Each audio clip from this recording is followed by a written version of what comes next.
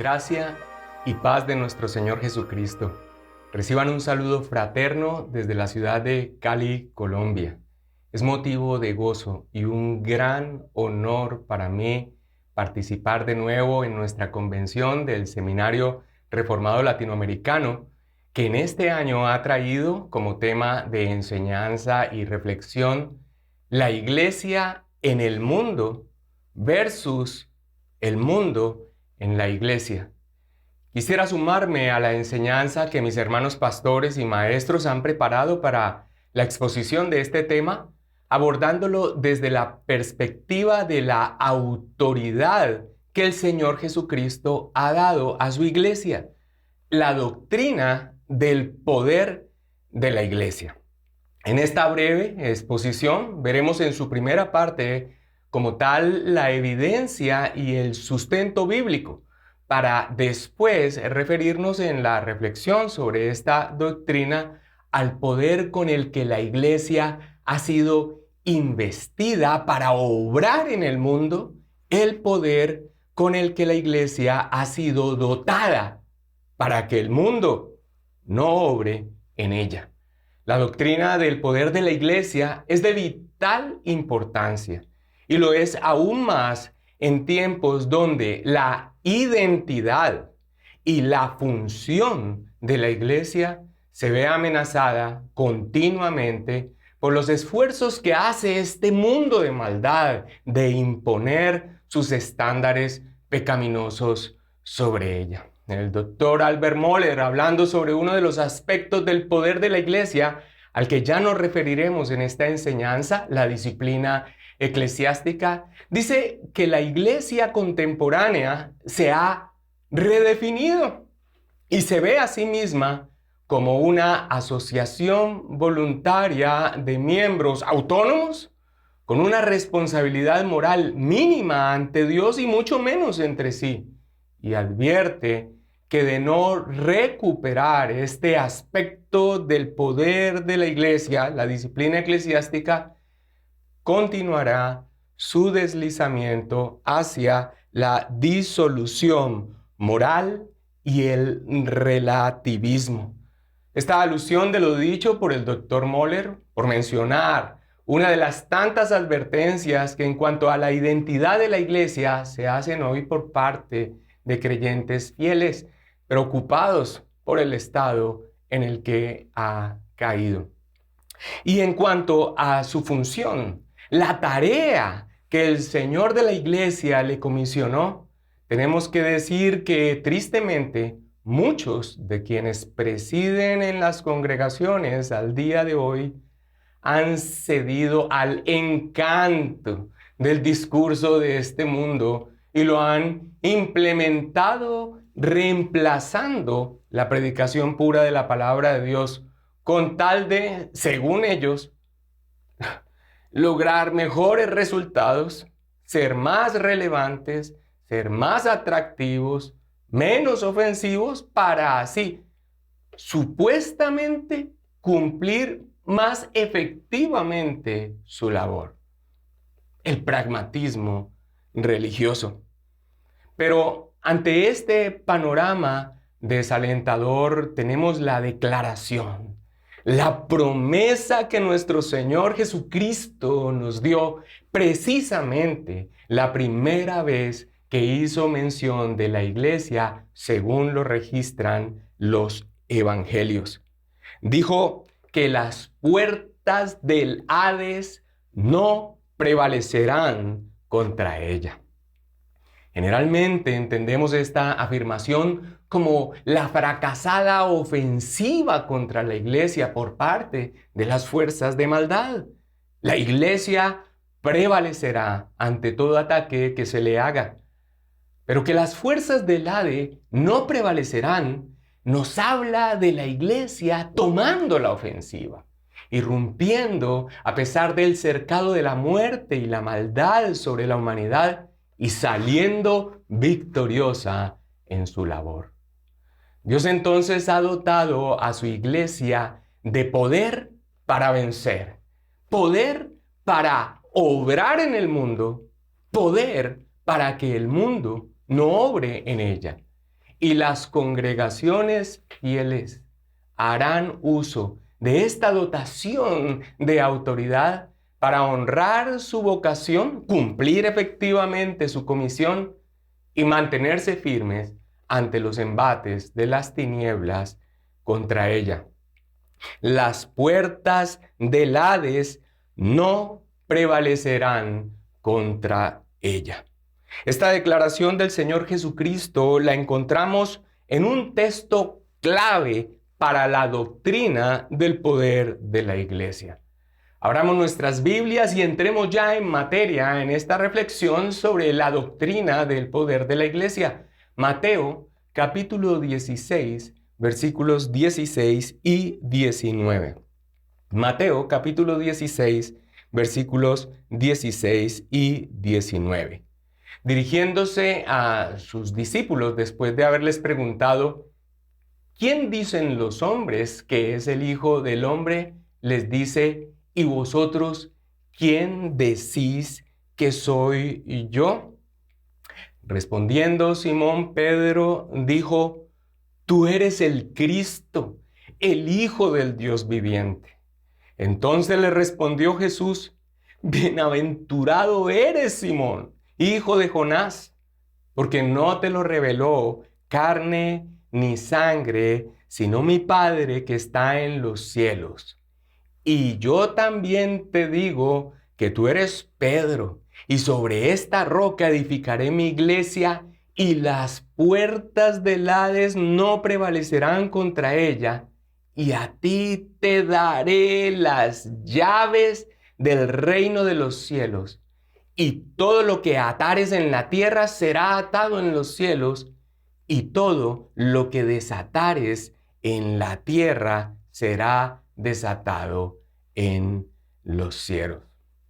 La declaración que da Pedro sobre Cristo por revelación divina es la confesión de la fe cristiana.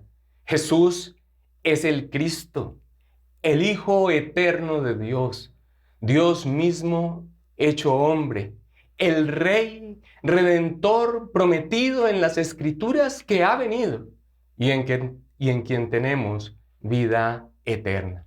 El Señor Jesucristo es la piedra angular sobre el que la iglesia se establece y crece.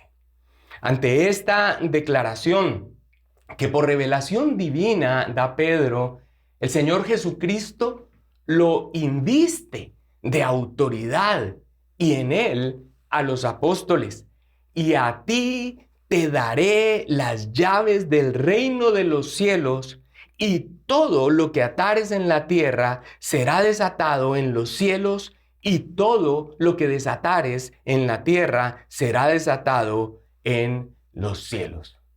Los apóstoles fueron dotados con la autoridad de determinar por el Espíritu Santo lo que está permitido o no en cuanto a creencia para salvación por su enseñanza y autoridad para juzgar acciones y personas a la luz del estándar de su doctrina en la esfera de la iglesia. Esto es lo que significa tener las llaves y atar y desatar. Las llaves son un emblema de poder. Tener las llaves significa tener una autoridad de dispensar acceso o restricción sobre un ámbito determinado, en este caso, el reino de los cielos. Mira cómo el Señor Jesús usa esta expresión de las llaves al reprender a los intérpretes de la ley que en su hipocresía externamente profesaban ser fieles a las Escrituras, pero se oponían ferozmente a aquel quien es su cumplimiento.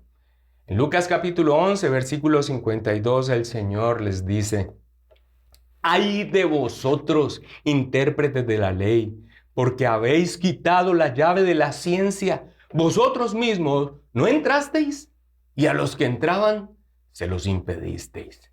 En Mateo 23, 13 dice: mas ¡ay de vosotros, escribas y fariseos hipócritas!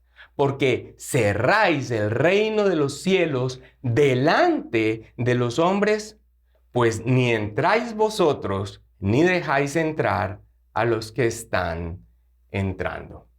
Como maestros del pueblo, los líderes religiosos judíos, al cerrar su corazón obstinadamente para creer, a pesar de la inobjetable evidencia que señalaba que Jesús era el Cristo, cerraban las puertas del reino de los cielos para sí mismo y en su influencia como maestros a los demás. Porque negar a aquel quien es el cumplimiento de todas las promesas anunciadas en las Sagradas Escrituras era, en últimas, negarlas a todas ellas y con ello quitar, negar, obstruir el único camino provisto por Dios para salvación, la fe en el Señor Jesucristo. Pedro y los apóstoles recibieron la autoridad, las llaves, el poder para que en su enseñanza las puertas del reino de los cielos se abrieran o se mantuvieran cerradas para los hombres. Herman Bavinck al respecto comenta: Pedro, por consiguiente, aquí recibe de Jesús el poder de determinar sobre la base de o de acuerdo con su confesión de Jesús como el Cristo, qué se permitirá o no en el reino de los cielos, que ha sido establecido aquí en la tierra y tiene su centro en la iglesia. Es la doctrina apostólica, autoritativa, el fundamento de nuestra fe.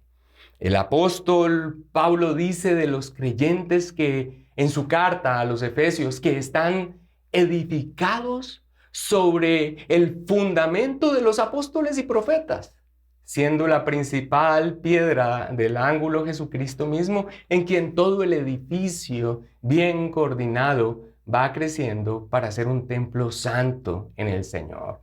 En Efesios capítulo 2, versículo 20 y 21. Y Lucas, registrando el estado de la iglesia después del cumplimiento de la promesa del derramamiento del Espíritu Santo sobre ella en Pentecostés, dice en Hechos capítulo 2, versículo 42, y perseveraban en la doctrina de los apóstoles, en la comunión unos con otros, en el partimiento del pan y en las oraciones. Los apóstoles fueron los instrumentos escogidos para registrar la revelación de Dios dada en Cristo Jesús para salvación. Mira cómo el Señor Jesucristo ora al Padre por estos hombres, por los apóstoles, teniendo en mente esta labor que les fue asignada. En Juan capítulo 17, versículo 20, dice: mas no ruego, en su oración al Padre dice, mas no ruego solamente por estos, sino también por los que han de creer en mí, por la palabra de ellos. El apóstol Juan, directamente y sin rodeos, señala que la comunión con ellos, con los apóstoles, al creer a su mensaje, significa comunión con Dios. En la primera carta de Juan, el capítulo 1, versículo 3, dice el apóstol Juan: lo que hemos visto y oído, eso os anunciamos, para que también vosotros tengáis comunión con nosotros. Y nuestra comunión verdaderamente es con el Padre y con su Hijo Jesucristo. Esta entonces es una autoridad, un poder con el que fueron dotados desde el cielo mismo los apóstoles para que por su enseñanza haya acceso al reino de los cielos o restricción a él, que determina con autoridad divina lo que es aprobado para salvación y desaprobado para condenación eterna. Vemos por primera vez en acción el ejercicio de esa autoridad dada a los apóstoles en la predicación del Evangelio por parte del apóstol Pedro en el día de Pentecostés. Las puertas del reino de los cielos abiertas para aquellos en los que la gracia de Dios obró soberanamente para salvación y creyeron al Evangelio predicado allí por el apóstol Pedro. Pero también en su predicación la advertencia de que se cerraría para todo aquel que lo menospreciara con incredulidad. Y toda alma que no oiga a aquel profeta será desarraigada del pueblo. Es la cita que trae el apóstol Pedro en su predicación aquel día en Pentecostés de la profecía dada por Moisés de que Dios levantaría de entre ellos profeta como él, nuestro Señor Jesucristo. Pero hay un aspecto más de la autoridad dada a los apóstoles y que está íntimamente ligada a la anterior. El poder de emitir un juicio de perdón o de reiterar la culpa como una sentencia dada desde el cielo, atar y desatar. Y a ti te daré las llaves del reino de los cielos, y todo lo que atares en la tierra será atado en los cielos, y todo lo que desatares en la tierra será desatado en los cielos. Atar y desatar era una expresión rabínica que significaba restricción o permiso, un juicio aprobando o desaprobando con autoridad las acciones de alguien a la luz de la interpretación que ellos tenían de la ley. Este es otro aspecto de la autoridad que da a sus apóstoles y que es reiterado por el Señor cuando resucitado en gloria se les aparece, mostrando sus manos y su costado y diciéndoles que así como el Padre lo envió, así Él también los envía y le dice, presta atención, a quienes remitieres los pecados, les son remitidos, y a quienes se los retuvieres, les son retenidos. Esto en Juan, capítulo 20, versículo 23. Esto no contradice lo que la misma Escritura enseña, que solo Dios puede perdonar pecados. Lucas 5:21. Sino que reitera la autoridad divina que tiene la enseñanza apostólica. Es por el estándar de su enseñanza inspirada por el Espíritu Santo que los apóstoles pueden emitir un juicio donde se declara perdón al arrepentido o se reitera la sentencia sobre el impenitente. El poder de declarar perdón o retener los pecados de la gente en términos de si aceptan o rechazan el Evangelio.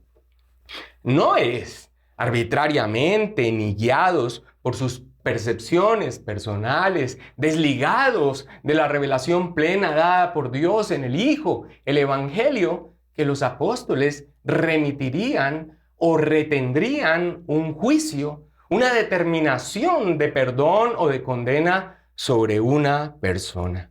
Es sobre la base de un estándar adecuado de juicio, la doctrina apostólica, que emitirían un juicio que no es meramente una determinación humana sin mayores efectos trascendentales, sino un juicio que es reiterado en el cielo mismo.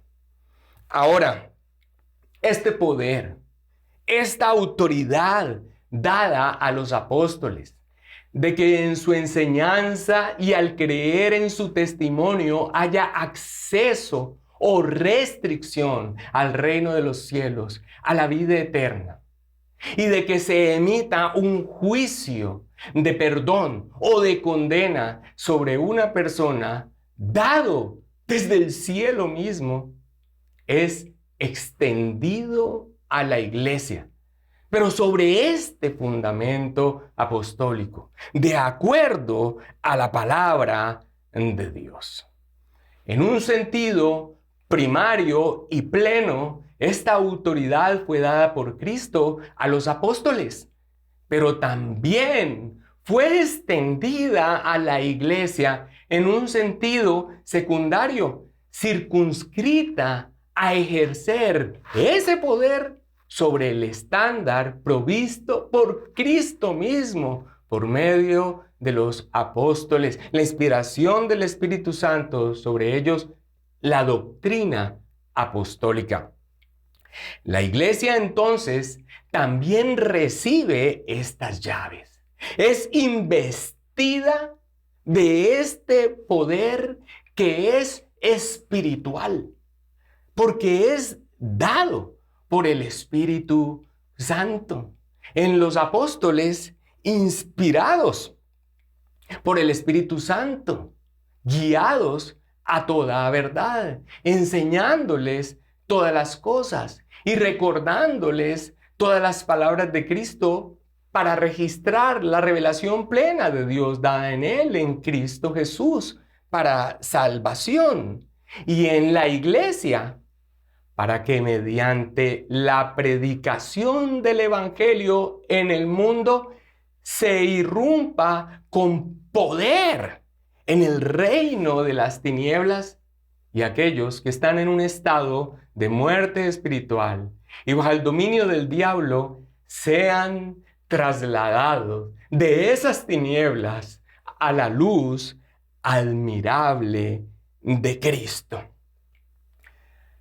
Y para que también, y este es el otro aspecto del poder de la iglesia, lo que algunos han llamado la segunda llave de la que habla las Escrituras, y para que por el ejercicio de la disciplina eclesiástica, tal como el Señor Jesucristo la estableció, Mateo capítulo 18, versículo 15 al 20, los creyentes seamos amonestados de nuestro mal proceder, persuadidos de una conducta de pecado, y el que persiste en ella, impenitente, aún bajo la corrección de toda la iglesia, sea apartado de la comunión de ella.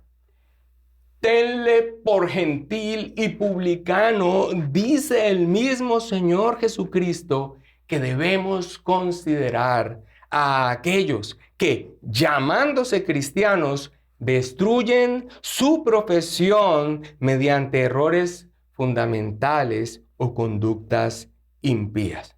O sea, considerarlo como un incrédulo, un falso creyente. E inmediatamente dice, allí en Mateo capítulo 18, versículo 18 al 20. Presta atención. Dice, de cierto os digo que todo lo que atéis en la tierra será atado en el cielo, y todo lo que desatéis en la tierra será desatado en el cielo. Otra vez os digo que si dos de vosotros se pusieren de acuerdo en la tierra acerca de cualquier cosa que pidieren, les será hecho por mi Padre que está en los cielos. Porque donde están dos o tres congregados en mi nombre, allí estoy yo en medio de ellos. Y esto claramente dicho dentro de un contexto del que se está hablando del ejercicio de la disciplina eclesiástica. Es evidente por la palabra de Dios que la iglesia recibe entonces en este sentido secundario, pero no desprovisto de poder, las llaves del reino de los cielos, la autoridad dada por Cristo para obrar en el mundo, para cumplir una misión trascendental que tiene resultados eternos: la predicación del Evangelio. Por tanto, id y haced discípulos a todas las naciones, bautizándolos en el nombre del Padre y del Hijo y del Espíritu Santo, enseñándoles que guarden todas las cosas que os he mandado, y aquí yo estoy con vosotros todos los días hasta el fin del mundo. Amén. Esto en Mateo 28, 19 al 20. Las palabras del Señor Jesucristo, ya levantado, resucitado en gloria, y cuando ha dicho: toda potestad me ha sido dada en los cielos y la tierra, esta es la tarea, la comisión que les encarga. Pero también por la palabra de Dios entendemos que la iglesia recibe las llaves del reino, la autoridad y el poder dado por Cristo para que el mundo no obre en ella, para que en el ejercicio de la disciplina eclesiástica, mediante la exhortación desde el púlpito, la predicación de la palabra de Dios, la exhortación mutua entre los creyentes, corrigiéndonos, persuadiéndonos de nuestro mal proceder, para que por la acción santificadora del Espíritu Santo, mediante la palabra de Dios, los estándares de este mundo no se instalen en los corazones de los redimidos y se extienda como la levadura a otros, afectando a la iglesia. Esto último es lo que advierte el apóstol Pablo a la iglesia de Corinto, que con alarde, jactancia, toleraba un caso terrible de inmoralidad en medio de sus miembros. Para que el mundo, y entiéndase mundo como este sistema de maldad contrario a Dios, dirigido por el enemigo de nuestras almas, y del que de manera residual el pecado en los creyentes, por su naturaleza pecaminosa, se siente atraído, no obre en la iglesia. La iglesia fue dotada de un poder espiritual para obrar en el mundo, investida de autoridad para que el mundo no obre en ella. Así es expresado en confesiones históricas de nuestra fe, como el Catecismo de Heidelberg. En la pregunta 84, asignada al domingo número 31, dice: ¿de qué manera se abre y se cierra el reino de los cielos por la predicación del Evangelio? Y responde: cuando, según el mandamiento de Cristo, públicamente es anunciado y testificado a todos los fieles en general y a cada uno en particular, que todos los pecados les son perdonados por Dios por los méritos de Cristo el Evangelio, todas las veces que abrazaren con verdadera fe la promesa del Evangelio. Al contrario, continúa diciendo, a todos los infieles e hipócritas se les anuncia que la ira de Dios y la condenación eterna caerá sobre ellos mientras perseveran en su maldad. Según testimonio del Evangelio, Dios juzgará así en esta vida como en la otra. Y a continuación, en la siguiente pregunta, la pregunta 85, dice: ¿de qué manera se cierra y se abre el reino de los cielos? Por la disciplina eclesiástica. La segunda llave, el segundo aspecto de este poder con el que la iglesia ha sido dotado. Y responde: cuando, según el mandamiento de Cristo, aquellos que bajo el nombre de cristianos se muestran en la doctrina o en la vida ajenos a Cristo. Y después de haber sido fraternalmente amonestados en diversas ocasiones, no quieren apartarse de sus errores o maldades, son denunciados a la iglesia, a los que han sido amonestados por ella.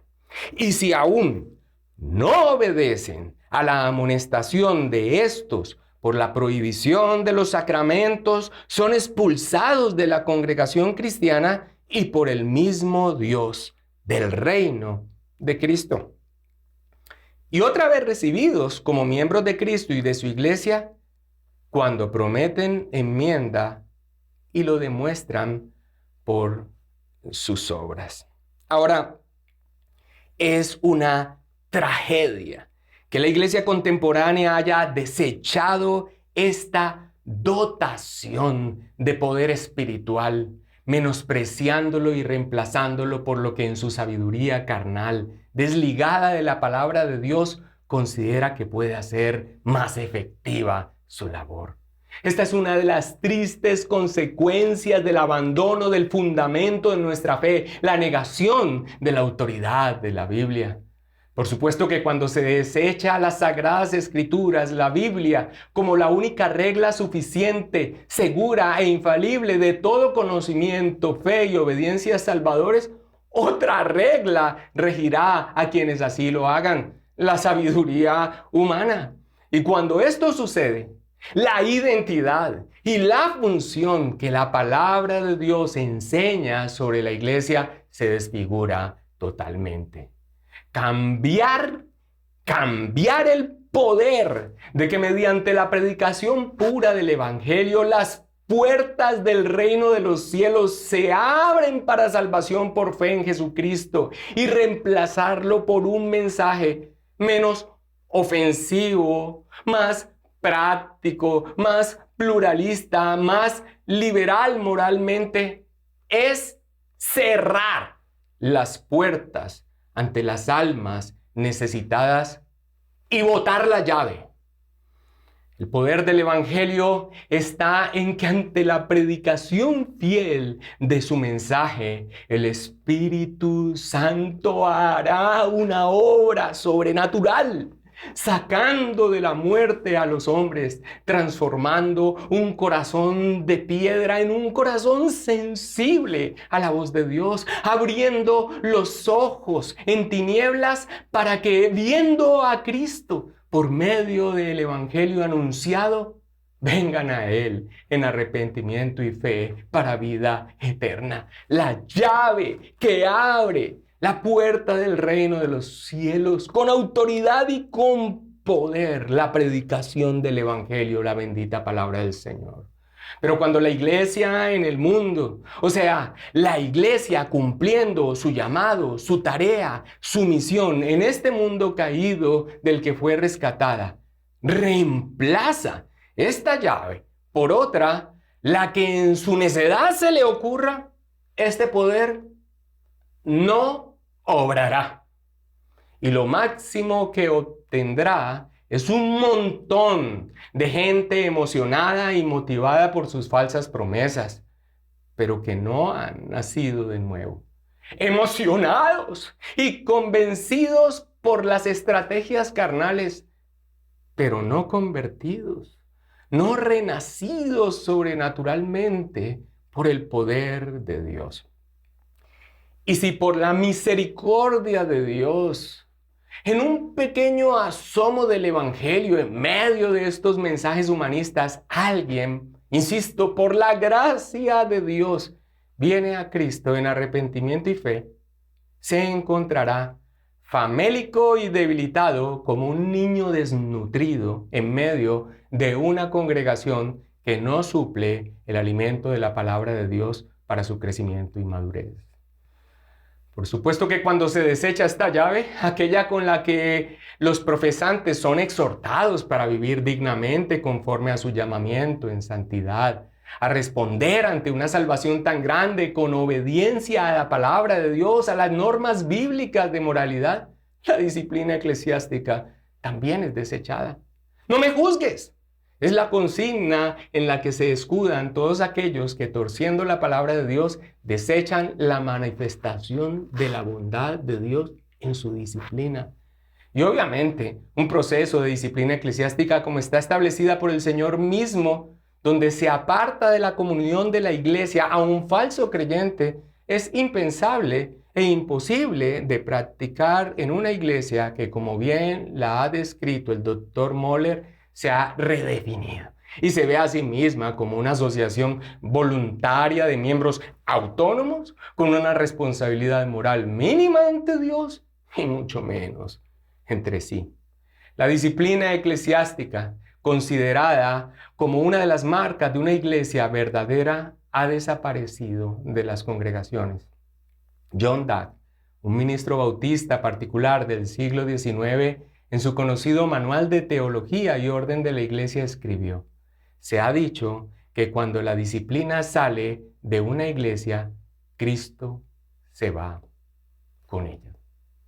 Pero hermanos, las congregaciones y los creyentes fieles harán uso de esta dotación de autoridad para honrar su vocación, cumplir efectivamente su comisión y mantenerse firmes ante los embates de las tinieblas contra ella. Las puertas del Hades no prevalecerán contra ella. Que Dios nos ayude a ser fieles a su bendita palabra. Bendiciones, mis amados hermanos.